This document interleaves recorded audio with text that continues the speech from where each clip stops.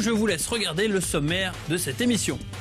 Du football évidemment, les Stacks creusent un petit peu plus sa tombe en Ligue 1 avec une nouvelle défaite contre le Stade Rennais. Le reportage tout à l'heure dans le journal.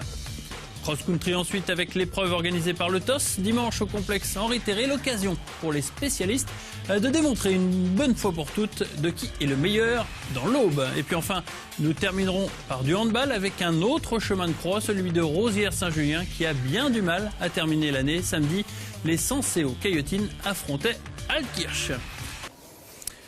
Autre lutte intéressante, mais en cross-country cette fois-ci avec la suprématie départementale dans cette discipline hivernale. Le cross du TOS accueillait bon nombre de concurrents avec, en point d'orgue, le match opposant 3 coureurs.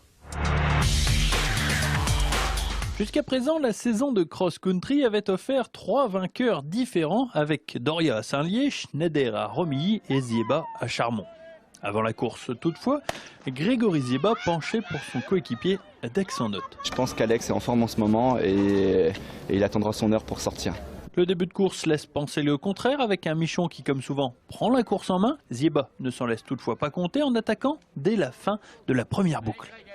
Une attaque qui sert les intérêts d'Alex Doria, se retrouvant tout seul au moment de terminer le second tour. Grégory se sentait mal, donc il a décidé de durcir la course pour moi et d'éliminer un maximum de concurrents pour qu'on soit un minimum devant, quoi. C'est sans compter la ténacité d'Anthony Schneider, recollant Alexois pour cette fin de course. Mais le Chapelain n'estime toutefois pas avoir de jambes pour la gagne.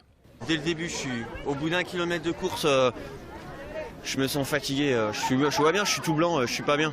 J'ai pas de patate, quoi. Donc du coup, je peux pas me servir bien de mes jambes.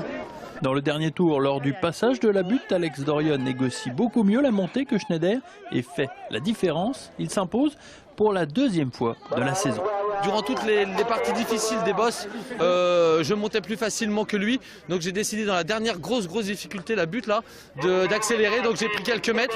Et après pour revenir sur les 600 derniers mètres, c'était quasiment impossible pour lui parce qu'il me restait quand même un peu de fraîcheur pour faire le sprint.